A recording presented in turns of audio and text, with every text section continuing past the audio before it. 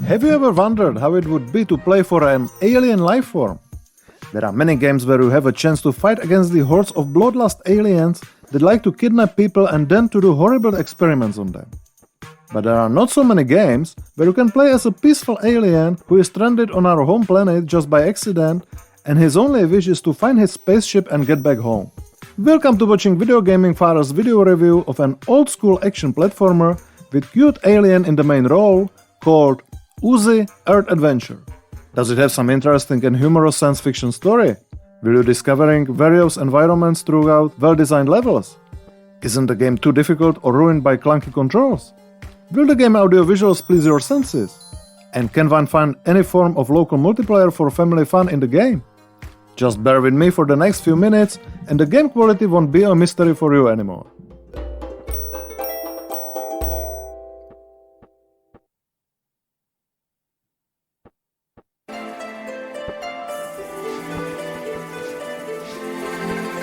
So here comes the story. Oozi is an intergalactic delivery man who is supposed to deliver some package to less known part of the universe. What seems like another routine task suddenly becomes a disaster. Oozi's spaceship just runs out of fuel. An uncontrolled fall down to the unknown planet follows. The main hero then wakes up on a strange green planet that turns out to be our home planet, the Earth. Everything around him is so green, strange, and seemingly not dangerous. But it was just the first impression. And here starts the Oozi's adventurous journey, full of dangerous situations to find his lost spaceship to be able to fly back home. No horrible intentions with local inhabitants, just the wish to get out of here. Okay, the story is neither too original nor too interesting, so it's probably not one of the strongest parts of the game, and the intro is presented just by a couple of comic sketches, but funny at least. Now let's get to the something more important and take a closer look at the gameplay.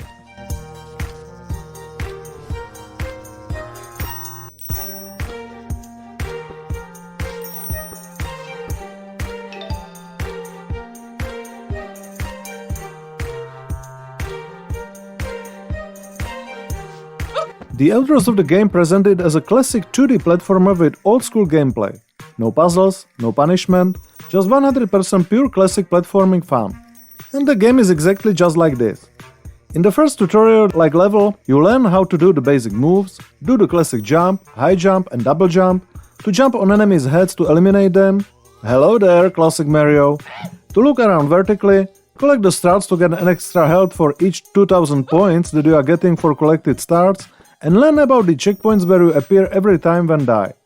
So you are just jumping between the platforms, collecting stars, avoiding obstacles and avoiding or eliminating enemies while trying to get to the level exit to proceed to the next level. It seems like a very classic old-school platformer so far, with no special abilities for the main hero. It doesn't need to be wrong if it's well done, but still such a game wouldn't probably last too long nowadays. So let's see if we can find something more under the surface.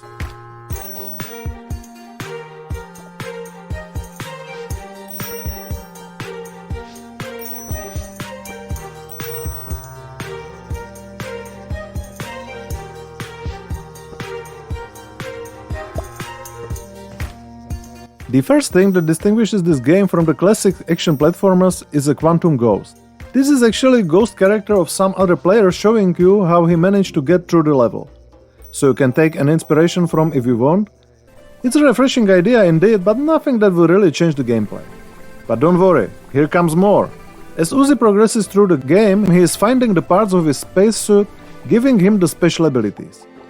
So they are here after all, hooray! The first one is Stomping. This ability allows you to break the cracked rocks to get to the locations under them. This ability also makes the nearby boxes fall. You can subsequently jump onto them to either get to the higher places or to get through the fields of dangerous obstacles. Or you can stomp on tree branches, water bubbles or trampolines to perform the high jump. And it's also used to eliminate tougher enemies. When Oozi regains his special gloves, he gets the ability to wall jump in later levels. And there are also the hooks on the walls that you can hold on to and jump to the desired direction then.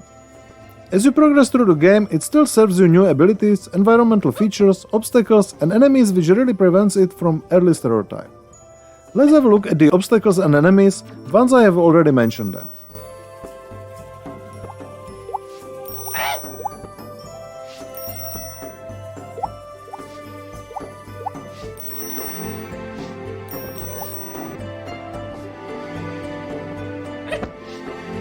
As for the obstacles, you can find here classic shards that you cannot step onto, falling and rolling objects like acorns, chestnuts or boulders, say hello to Indy Jones, moving blocks that can squeeze you, or water where your hero can get drowned.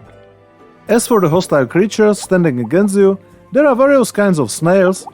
Don't really understand why this peaceful creature represents such a threat for Oozi. Snakes, hedgehogs, flies, piranhas jumping out of water, invulnerable spiders or bats, and various solid rock creatures that can be destroyed only by stunning and punching or by stomping onto them in the second world.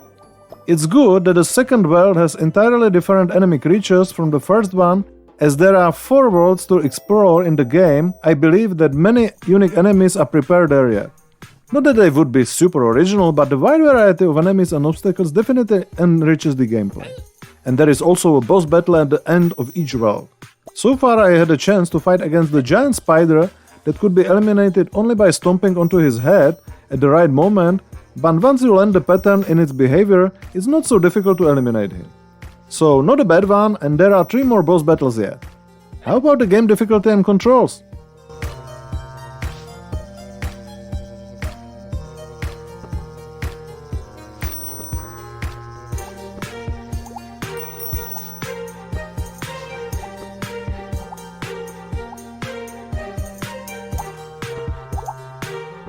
You can choose from 4 levels of difficulty in the beginning: Kid, Easy, Normal and Hardcore.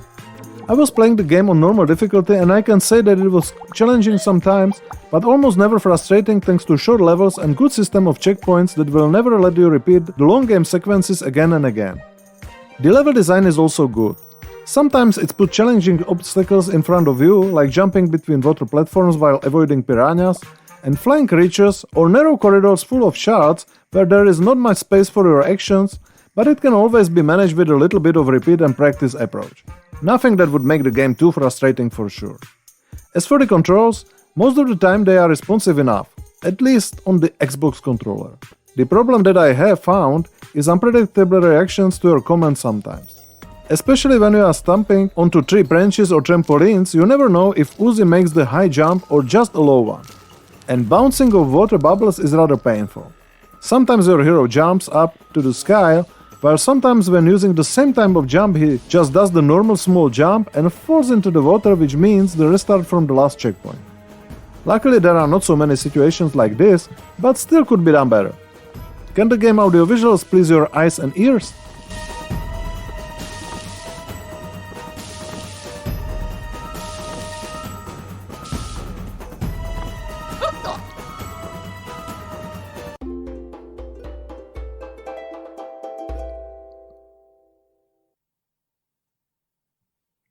The game graphics are one of the game's strongest sides. Beautiful, colorful, hand-drawn graphics in high resolution makes the game look like some well-made cartoon. It's simple but smooth with attention to the details, which makes each object in the game easily recognizable. And not only your eyes will get pleased, but also your ears. Orchestral, relaxing music is another of the game pluses. Plus, it changes its style depending on the game environment. Cheerful music in the first jungle world is replaced by the dark, mysterious tones in the second underground world. And the boss battle is accompanied by the dramatic and dynamic track. Well done! The only disappointment for me is the sound. There are only a few recognizable sounds in the game, and the sounds made by your hero while being hit or dies are rather annoying. Such a game would also deserve some funny one-liners and dubbing, but you will find nothing like this here.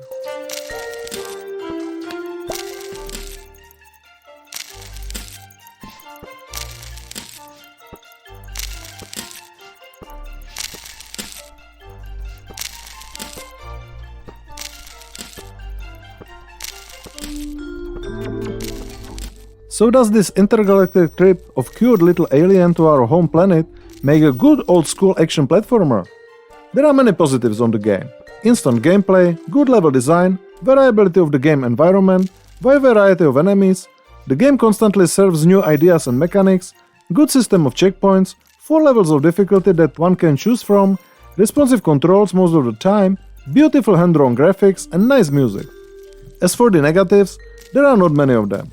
Very basic story that is not really developed further, sometimes the strange reactions for your commands while jumping, only few dull sounds and the absence of dubbing. There is no local multiplayer in the game, which would make it more suitable for family playing, but there are more than 40 short levels in challenge mode where you can compare your skills with your friends or family members. Otherwise, the game is suitable even for preschool kids with choosing the right level of difficulty. Oozi Art Adventure costs around €8 on Steam, but it's very often discounted even by more than 75%, so there is a big chance to catch some discount on this title. Nevertheless, it's worth even for the full price.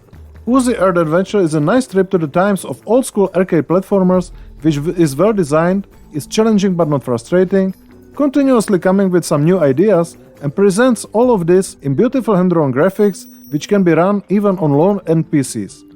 It doesn't bring any revolution to the genre, but it delivers the exact gameplay that one would expect in this genre. I have enjoyed this cute little action platformer, and thus I'm giving it thumbs up and VideoGaming Father's index 8 out of 10. Recommend it. Thank you for watching this video review, and please do not forget about thumb up and subscribing to my VideoGaming Father's channel if you like it at least a bit. Bye bye!